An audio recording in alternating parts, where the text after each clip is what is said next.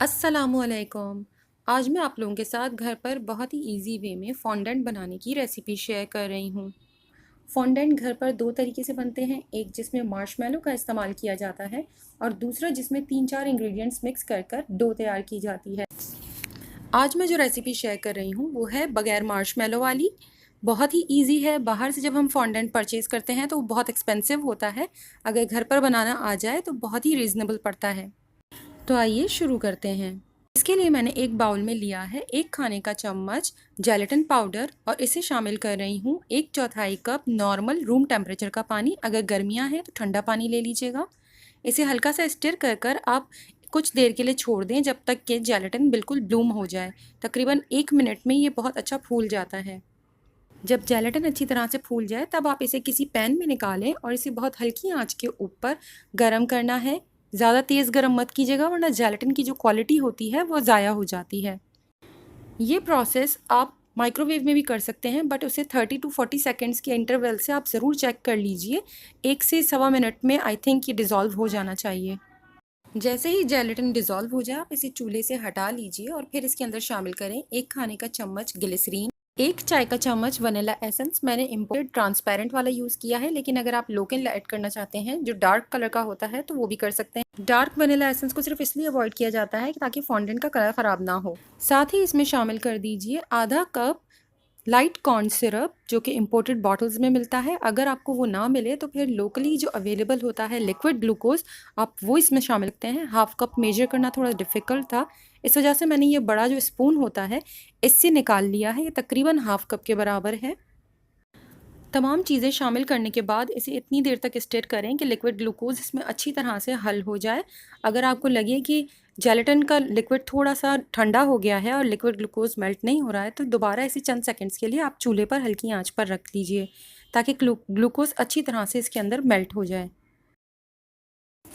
अब एक बड़ी ट्रे या फिर काउंटर के ऊपर डायरेक्ट हमें आइसिंग शुगर को छानना है। आइसिंग शुगर को छानना बहुत ज़्यादा ज़रूरी है क्योंकि अगर इसमें कोई लंप रह गया तो फिर फॉन्डेंट बनने के बाद जब आप इसे रोल करेंगे तो वो आपको बहुत डिस्टर्ब करेगा।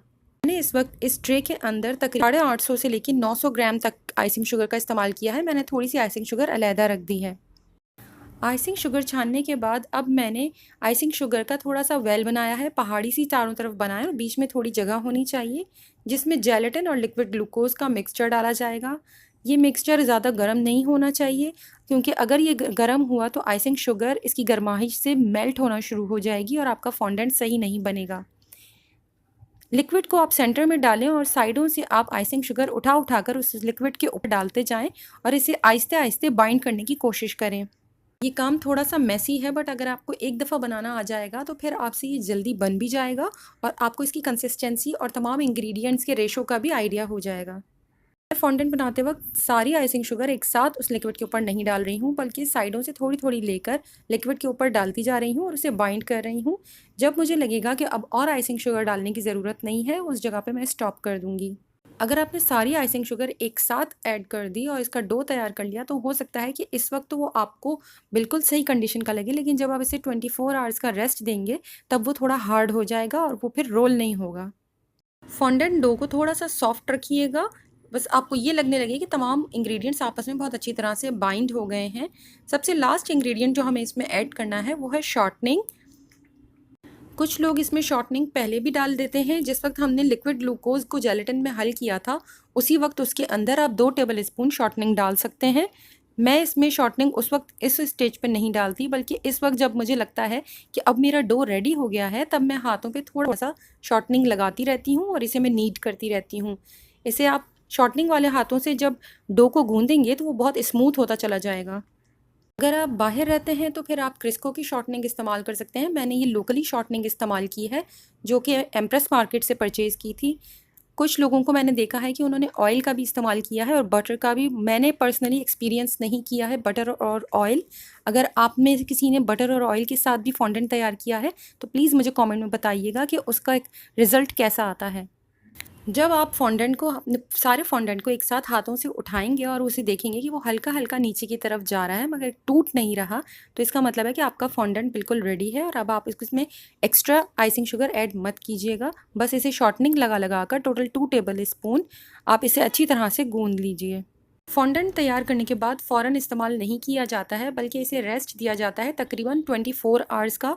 मैं इसे क्लिंग रैप में फ़ोल्ड करने के बाद, आप इसे अगर चाहें तो इसके बाद एयर टाइट बॉक्स में भी बंद कर सकते हैं, बट मैं इसे ऐसे ही रख देती हूँ फ्रिज के अंदर तकरीबन 24 घंटे के लिए। 24 घंटे का रेस्ट देने के बाद जब आप इसे फ्रिज से निकालेंगी तो उस वक्त ये बहुत ही हार्ड हो रहा होगा और उस वक्त ये बिल्कुल भी बेला नहीं जा सकता। जब भी आपको फॉन्डेंट यूज़ करना हो, आप इसे फ्रिज से निकाल कर रख दीजिए इतनी देर जब तक कि वो बिल्कुल रूम टेम्परेचर पर आ जाए। फॉन्डेंट तैयार करने के बाद आप इसे काफ़ी अरसे के लिए फ्रिज में रख सकते हैं। मैंने इसे मैक्सिमम 1 मंथ के बाद भी यूज़ किया है, लेकिन आप इससे ज़्यादा भी इसे रख सकते हैं। डिपेंड करता है कि आपने जो इंग्रेडिएंट्स इसमें इस्तेमाल किए हैं उसकी एक्सपायरी नज़दीक ना हो। जब फॉन्डेंट रूम टेम्परेचर पर आ जाए तो जितनी फॉन्डेंट की आपको ज़रूरत है सिर्फ उतना पोर्शन निकालिए और बाकी को रैप कर कर रख दीजिए, वरना वो ड्राई हो जाएगा। हाथों की मदद से थोड़ा सा इसे दोबारा से स्मूथ आउट कीजिए, गूंद लीजिए ताकि वो बिल्कुल स्मूथ हो जाए। इसके बाद जब आप उसे बेलना चाहते हैं तब काउंटर के ऊपर थोड़ा सा कॉर्नफ्लावर छिड़किए और इसके बाद आप इसे, अगर आप फुल केक के ऊपर इसे बेलना चाहते हैं तो फुल डो का इस्तेमाल होगा। आप इसे अच्छी तरह से बड़ी जगह पर कॉर्नफ्लावर छिड़कने के बाद स्मूथ बेल लीजिए और इसे रोलिंग पिन की हेल्प से उठाकर केक के ऊपर डाल दीजिए। प्लंजर कटर्स और कटर्स की मदद से आप इसकी शेप्स कट कर लीजिए। और अगर आपको फिगर्स बनाना आती हैं तो फिर नॉर्मली आप फॉन्डेंट को थोड़ा सा हाथों में गूंदने के बाद उससे आप जो अपने पसंद के फ्लावर्स या फिर कोई भी फिगर बना सकते हैं। अगर आपको फुल फॉन्डेंट्स एक ही कलर का चाहिए तो जिस वक्त हमने ग्लूकोज और जेलेटिन को मिक्स किया था उसी वक्त आप उसके अंदर वो कलर ऐड कर दीजिए और फिर उसे शुगर में ऐड कीजिए। अगर आपको ये वीडियो पसंद आई हो तो प्लीज़ लाइक, शेयर और कमेंट कीजिए और मेरे चैनल को सब्सक्राइब ज़रूर करें। Thank you.